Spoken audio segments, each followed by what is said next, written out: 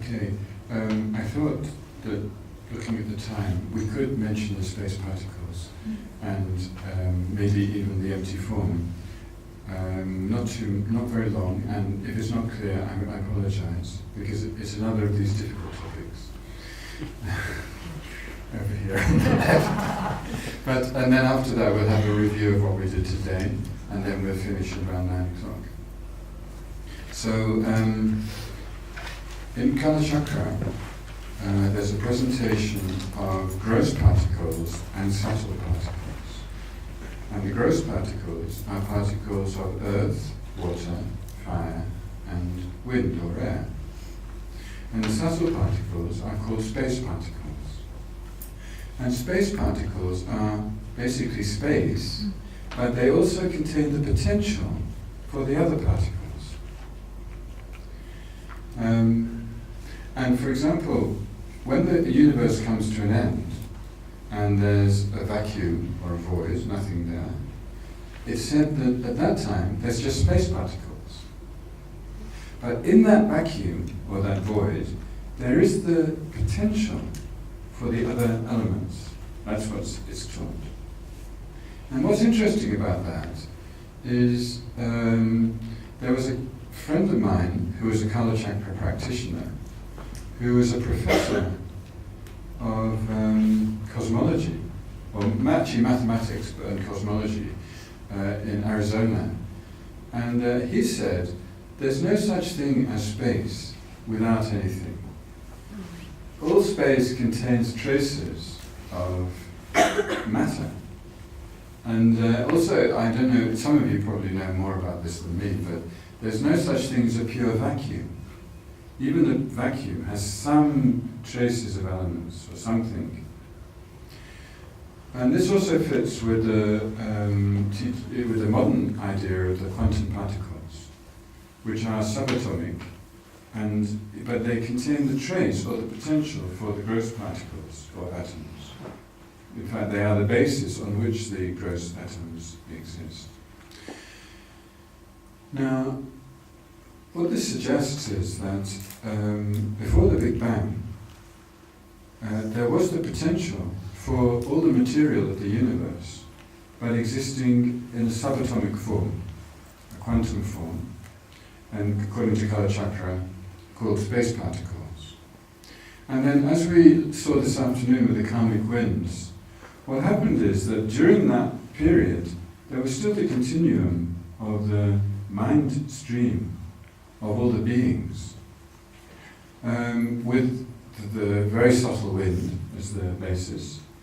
And then during that, as the karmic potential somehow ripened, it agitated the space particles, and some of them became wind particles, which was the energy of the Big Bang.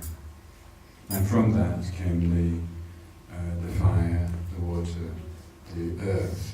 But of course, in modern terms, we wouldn't talk about wind, fire, water, earth. We probably have more other kind of terminology like hydrogen and all these different things. I don't know. But that's part of the Kalachakra presentation. The space particles is a kind of, when I say ground zero, it means that underneath this gross matter, there is this subtle level of materiality, which is like space, but it contains the potential of the material things, which is very much like the quantum. I don't know much about quantum physics, but I gather that in a quantum particle, there is some coming into existence and disappearing going on all the time of some energy. So it's like that. It's coming from space and then appearing and then disappearing, appearing, disappearing, like that, something like that. And of course, such a vibration is also a cycle of time, which is also interesting, because it means that at the basic level, even the subtle particles, space particles, the quantum particles, are cycles of time. They're vibrations. The vibration is a cycle of time. Even the very, very fast one is a cycle of time. as space particles. Now, we could say that for that form, which is what appears as a material form, there's gross form, such as the microphone, the carpet, our body, and so forth. There's subtle form, which is the subtle particles, which are quantum particles, which have the potential for the gross form. Now, at the very subtlest level, there is what is called empty form in Kalachakra. This empty is not the same as when we're saying emptiness. It means empty of any gross or subtle particles. So empty form is just an image. It's an image, but it's not an image of imagination. It's an image which exists like on the clear light mind. And in the Kalachakra completion stage, which is the advanced level of practice, as a result of doing the generation stage, an image appears like the Kalachakra deity. And it's that image that the yogi identifies with and becomes the Kalachakra through that image of empty form. And the mind which experiences it, when it becomes really manifest, is called immutable bliss, unchanging bliss, which is the mind of clear light, which is stable. It's not coming and going, not like sneezing. It's continuous.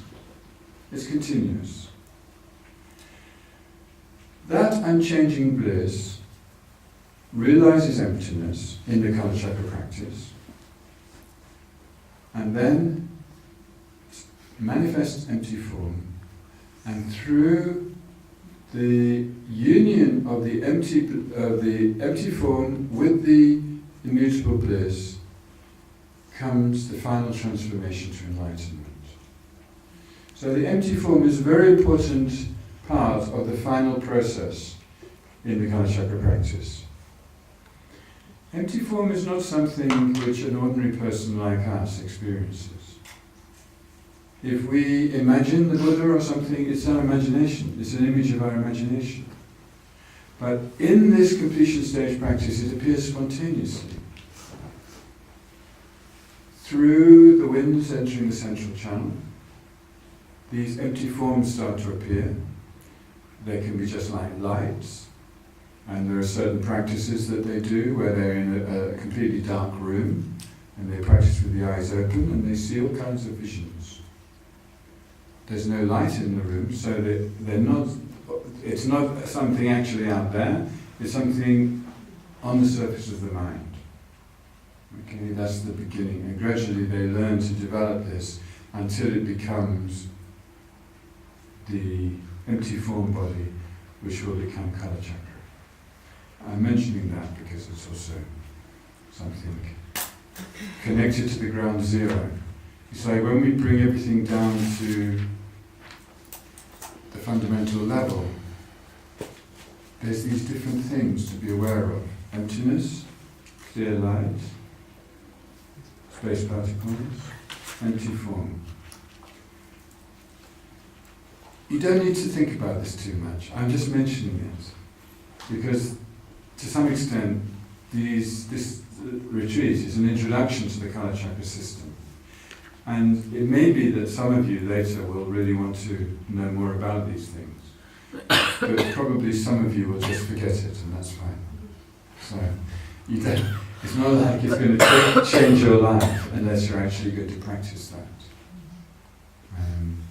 But it's something, it's quite interesting also. These things are kind of natural. These things actually happen for the practitioner. It's not some kind of make-believe. It's not some story. It's something which the yogis actually experience. And then they document that and they teach about that. Okay. So, now it's coming towards the end of our day together. And we're just going to have a short review of what happened today. So the first thing I wanted to say is that you all took a lot of interest in what we're talking about, what we're doing, what we're practicing, what we're experiencing.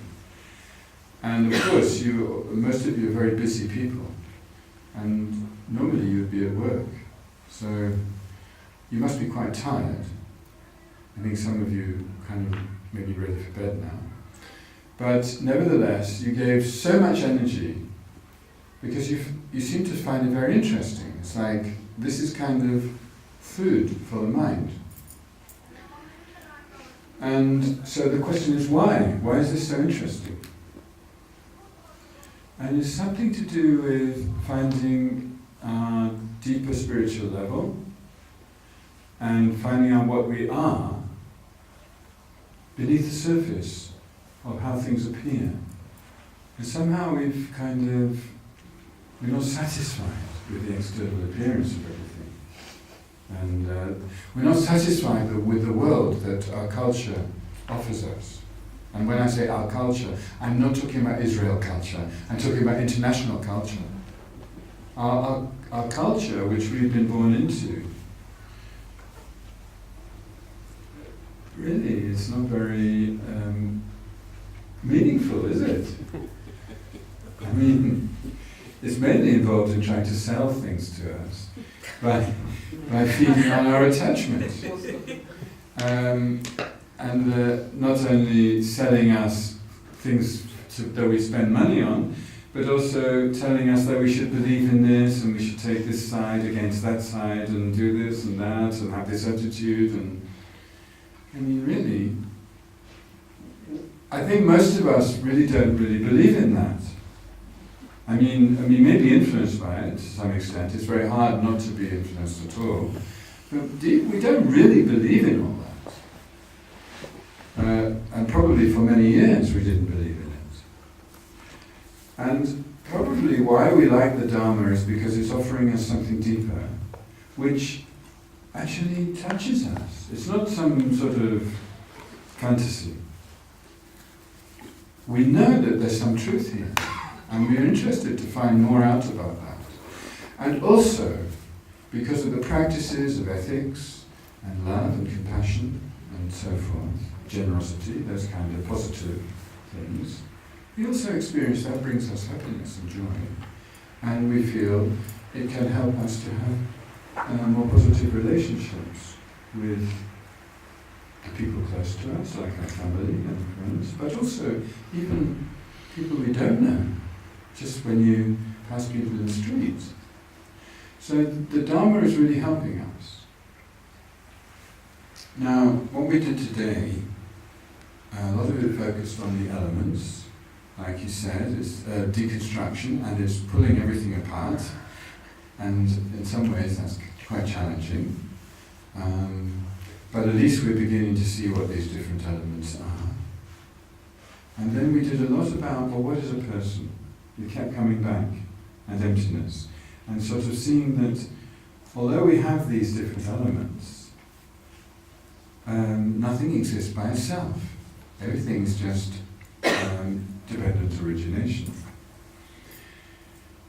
And that is the profound truth of everything, and that is something that we like. I mean, I didn't notice anybody freaking out. Some people do. They find it quite scary. But it seemed like the people in the group here seemed to quite enjoy it, this emptiness. And that is a sign that for you it's freedom. Emptiness is in the direction of freedom. The ones who freak out are the people who think, oh, I'm going to lose myself. What will I have if it's all empty? Okay, but I didn't sense that in this group. In general, there may be some people who are a little bit shaky. I don't know. I'm just talking about that because you know what your experience is when you meditate on emptiness or think about emptiness. But most people seem, oh yeah, that's good, yeah, I like that one, yeah, I know about that a bit, and now we're thinking again, and yeah, it's good, it's taking me deeper. So this is the way we need to go. Now the thing with the elements is it's quite useful. It's a useful way to understand ourselves, the environment, each other, in terms of the elements.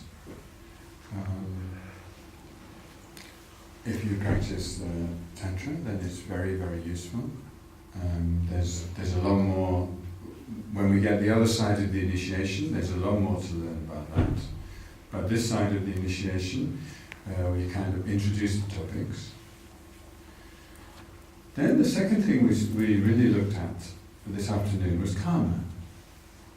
And I also feel many of you already learnt a lot about karma and you have a good understanding. But still, it's a very difficult topic to understand, so we went more and more into it, and I think probably everybody progressed a little bit, or it helped you to think more about it.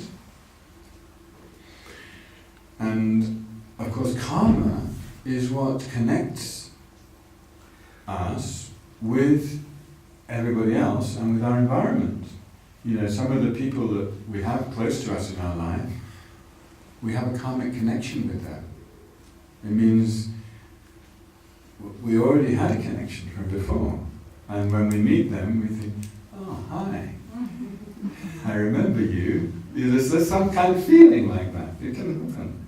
I think many of you will have had that experience with some one or two people, or maybe many people. And also with places. You've probably had the experience, you went to a place, it's good to be back. Yeah. Maybe you can't remember what form you were before when you were there, but somehow you have a connection with that place. These kind of things happen. So karma is a very helpful way to understand things, but also, of course, when it comes to the question of purification, it's very important to understand that the karma that we have is causing our problems. And if we can purify that, then we will become free. And not just for oneself, for everybody. And so if we really want to benefit others, then the thing is to try to bring about conditions where they can purify their karma. And also create positive karma for the future, because that's the other part of it. And this whole thing which we emphasize about taking responsibility for our own future, and also sharing responsibility for the future of the world. That's also very important, and tomorrow we will look more at that one. Our role in the world becomes the main topic tomorrow. Okay, and in fact what is happening in the world is part of tomorrow's sort of curriculum. So today is mainly sort of understanding, I don't know, the foundations of oneself and the environment and those kind of things, the interactions between oneself and the universe, how the universe came to be. I mean, very big topics actually, and connecting also to some extent with modern science. But tomorrow will be a lot more about society and our relationship with our society. So that's very important also. So that's a sort of brief review, but maybe some other people would like to contribute